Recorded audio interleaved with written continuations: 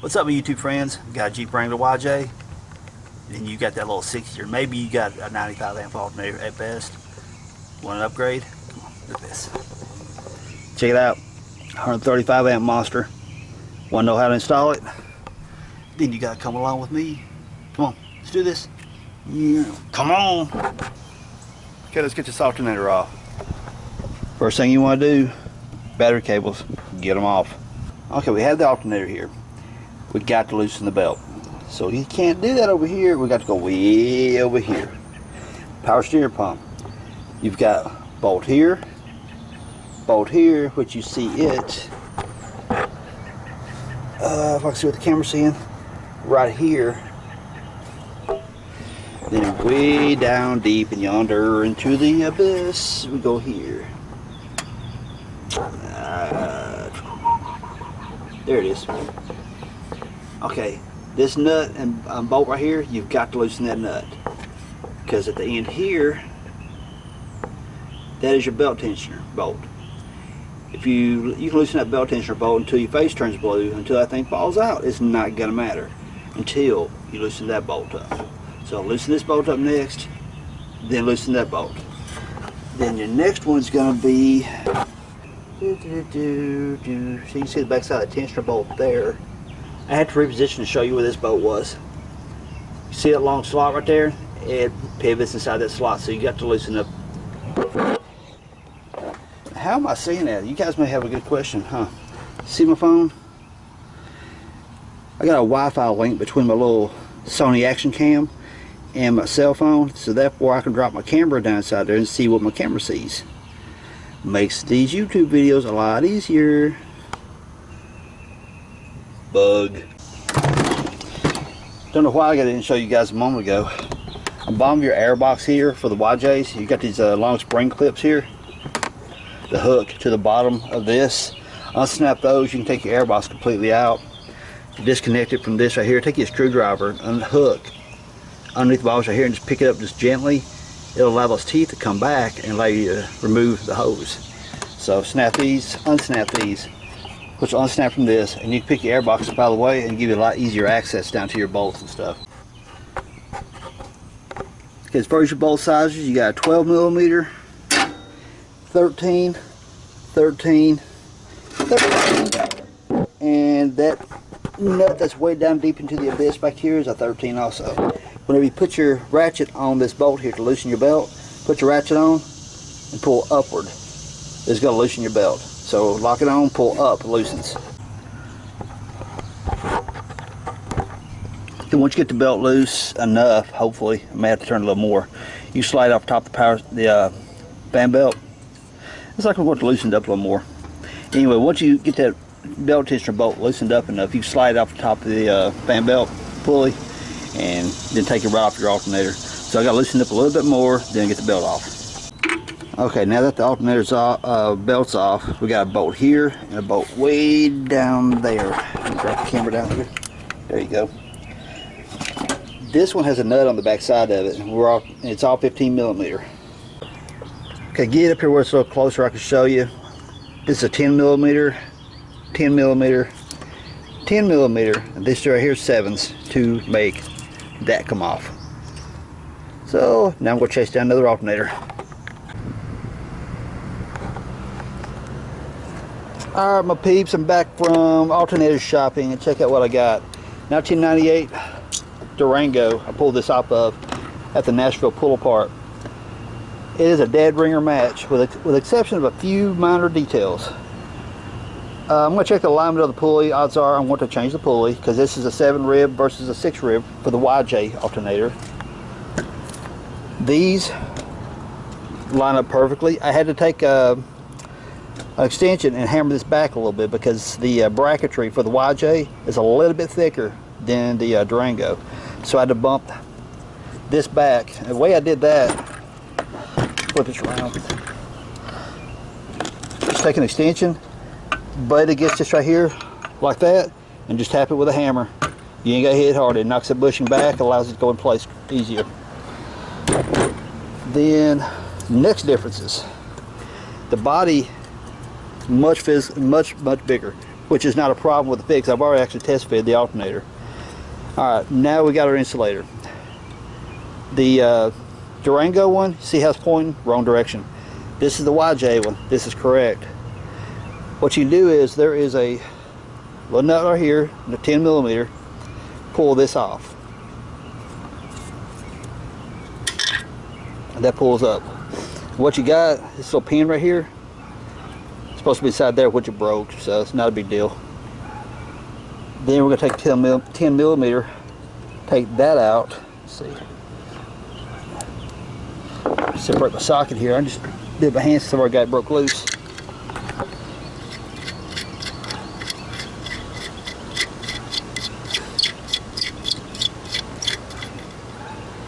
And that slides right up off that.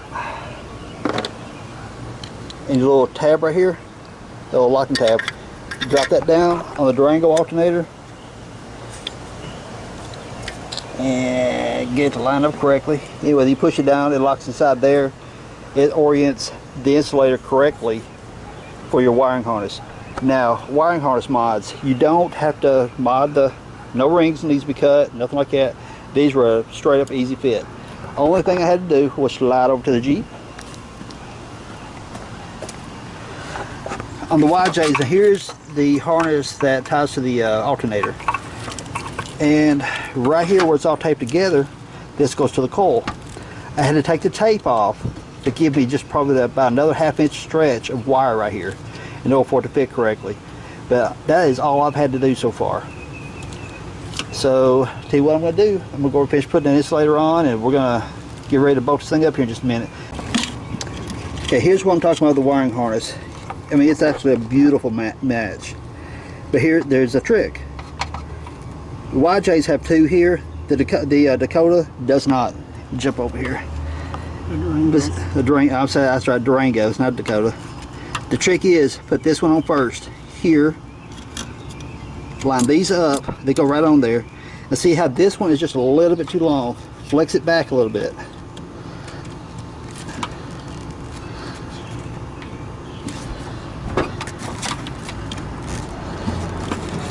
Well, anyway, you get the point.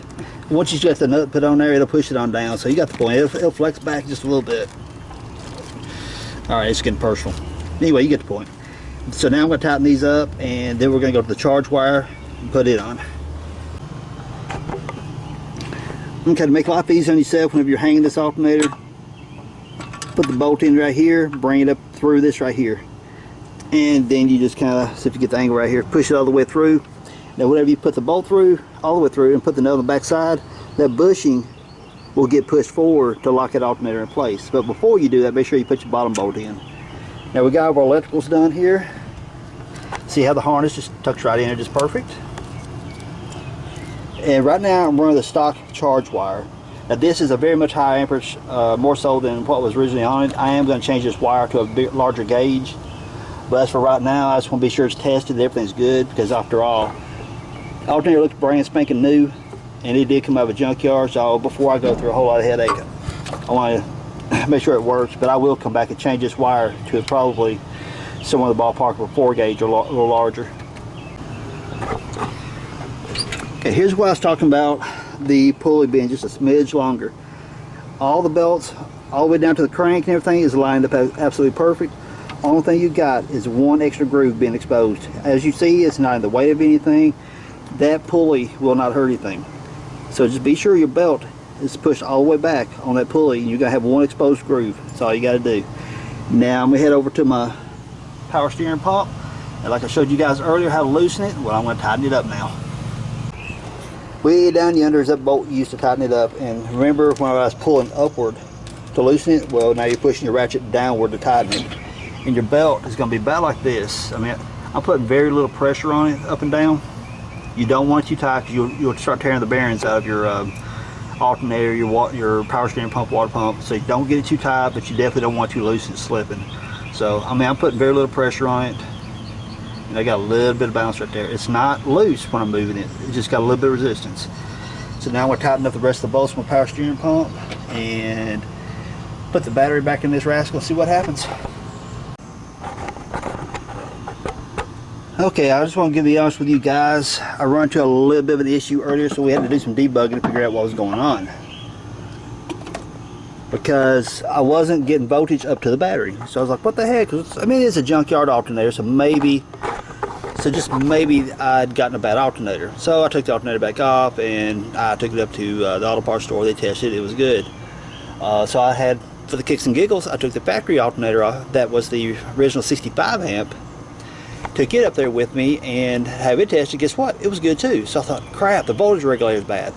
Well, the voltage regulator on Jeeps of this generation, and many of the others honestly, the voltage regulator is built into the ECM, the computer box. So I was like, okay. So I've got an external voltage regulator off an old school Chrysler that I wired up into it. This big bad 135 amp alternator started singing. It's charging. I checked the voltage going to the battery. It's throwing some serious voltage out there. So it's doing exactly what it's supposed to do. So I thought, oh well, fine. I've got a bad voltage regulator in the ECM. No big deal. So I'm going to wire this external up. I'll leave it in place. But just for kicks and giggles, my buddy Wayne, he said, hey, let's just put I checked the voltage on here. I'm going to come down here.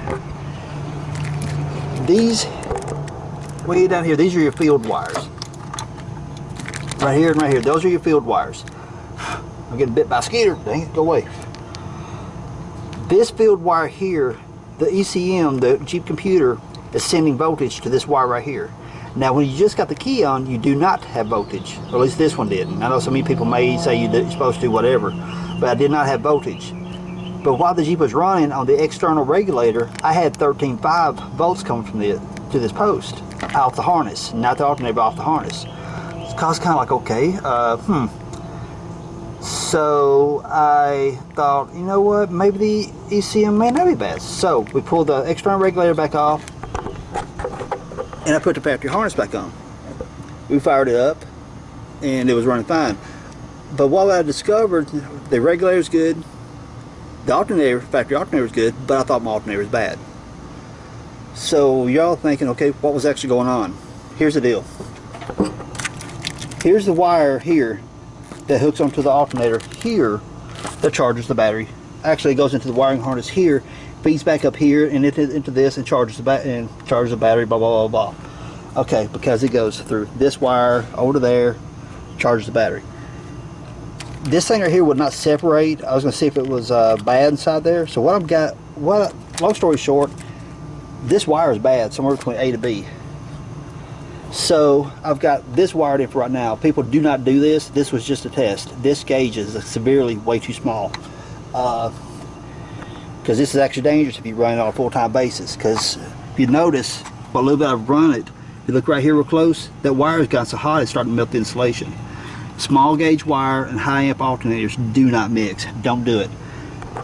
I was only testing. Okay? So, did I have any issues installing the alternator physically? Not a bit. Notice here, this is still the 7 rib off the 98 Durango. It's still the same factory pulley. The whole time we've had it running, the belt is running dead straight true. No flexing back and forth. Perfectly aligned with the crank. But you will have one gap right here. You do not need to change this pulley if you don't want to. If you want the 6 rib, have at it. But that one gap right there is absolutely perfect. My belt, if you see the wear mark on my idler pulley, is running dead straight with it. So I got no alignment issues with my belt whatsoever. Now the physical body of the alternator is quite a bit bigger than the original one. This is a 5 3/8 body. Now, how did I know that? Because whenever I was up at the auto parts store to have this alternator tested, thinking maybe I got a bad one, he asked me what was it for. I told him I got it off a 1998 Durango with the V8, the 318 V8. He says, okay, so which one is it? Is it 95 or the, is it 90 amp or a 135, I think he asked. I said, it should be the 135 because it's the big body.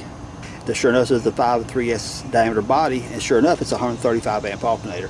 So my little YJ is confirmed. I've got 135 amp beast on this thing. So when I put my all my light bars on, I'm not gonna have any issues with that. When I finally get my sound system put into it, so I can be rocking going down the highway, and I have no issues. That's probably gonna set me up to do a dual battery install later on, to where I can run a winch. So. Physical fitment, absolutely perfect. if you ever got to pull your motor mount bolt, it's going to come straight out and hit the alternator, so it's not going to happen. You will have to pull your alternator to change the motor mount. Okay, here you see I made me a cable go from my alternator up to my battery to get rid of that little puny cable I showed you guys earlier that's about burned up, because I was testing 6-gauge cable. This is OFC copper, oxygen-free copper. It's car audio, what you use to power your amps and stuff like that. So it's a much better quality copper. So it has like tons more strands in it than your standard wire. So this will handle my alternator with no issues at all.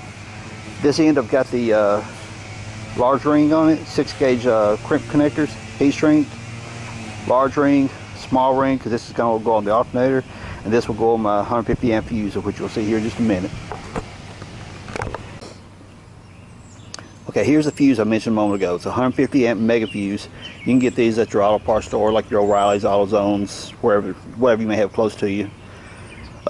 Just a standard 5/16 bolt that I cut off real short, so it wouldn't be like protruding through and poking on things.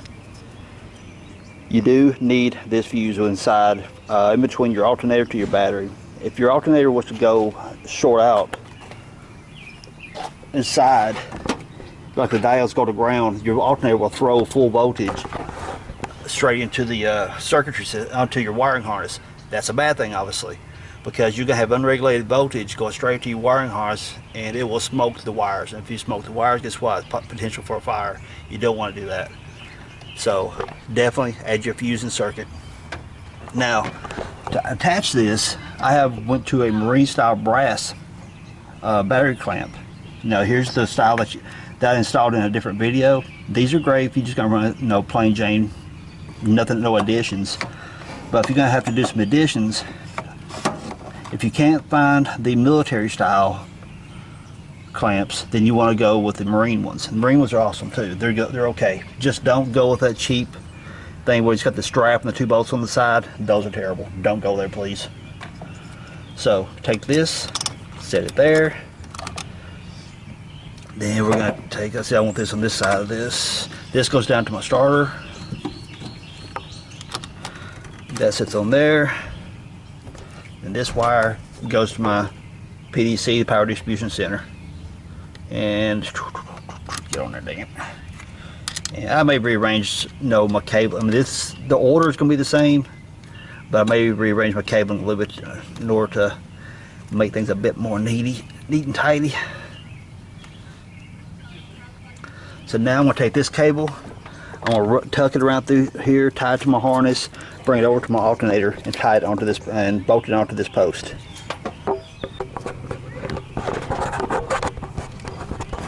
Okay, so I took my new fat cable here and bolted it to the charging post here. And now all I really got to do is give me some wire ties and tidy up my wiring, keep it out of the way of hot engine parts and moving parts and such. I got to strap my battery down again. Okay, my YouTube friends, I have everything all tied up here to where I've got no cables dangling around to get down into anything on the hot down here to burn or chafe and short out. I've got plenty of clearance here, even though it doesn't really look it. I've got nothing touching. Once I put the straps back on my battery, it's not going to shift around or move around or anything. I'll find me some either heat shrink that's big enough to come around this, which I didn't have any when I built this cable, and I was kind of in a hurry, or give me some liquid tape to go over top of this, or something just kind of isolate a little bit. And though it's not touching, that doesn't really make me feel warm and fuzzy. Physical fit was perfect. It's okay to run a 7-rib pulley if you want to versus a 6-rib. And one thing I want to show you guys, this is not the alternator that came off the Jeep, because this label was missing off mine. Okay, even though part of the numbers here are scratched out, this, okay, 121000, that's the Denso part number, manufacturer part number. This number up here really doesn't mean anything to you at all. If you go to the junkyard, you're scouting these alternators down, you look right here, go 121000. Punch that, if you got a smartphone with internet access, you punch that into it. There's another series of numbers here that's missing off this one, this space 12V. So you're gonna have 1, 2, 5100 space number space 12V. Punch that number into your Google search on your smartphone while you're in the junkyard. It'll tell you what size alternator that is. So there's a little bit of tip there to help you out. And you can see much physically smaller than what that one was. Upsize your wire from the factory one. My original charge wire was bad. I think I mentioned that earlier, which turned out to be my original issue, which turned out to be my final issue. So I really didn't need an alternator. My voltage regulator wasn't bad. It was just had a bad wire from here going to it. I've cut it all out. There's a place like a union right here. I couldn't get that thing to pull apart, so I suspected something inside that was melted together or something. I don't know. So I cut all that junk out, put a new charge wire in, which I had to go to a bigger wire anyway because of more amperage. So even though I could just run a wire and got out of it cheap, I wanted to be 130 bigger alternator anyway for my light bars. Eventually run dual batteries with a winch. So I wanted to upgrade anyway. So that's pretty much touches base on everything I can tell you. You know, 7 versus 6. 7's gonna have a little extra, another groove sticking after one. Not a big deal. So everyone, I hope you like that. Put a little bit of work into that one. I was conversing back and forth with a guy down in Florida, Rocky. Hey dude, it was a lot of fun chatting back and forth with you about this project. And so I got it completed, and let's push this thing up to YouTube so we can share it with everybody. So everyone, if you like the video, give me a thumbs up. Subscribe if you haven't.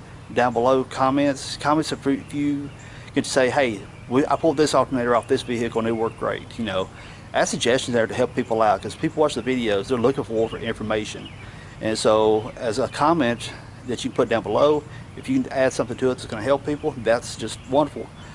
Everyone in the world should be going around helping each other. So ain't this right? Yes? Yeah, I knew it was.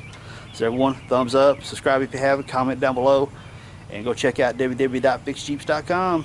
So everyone, later y'all. Peace. Everyone take care of each other.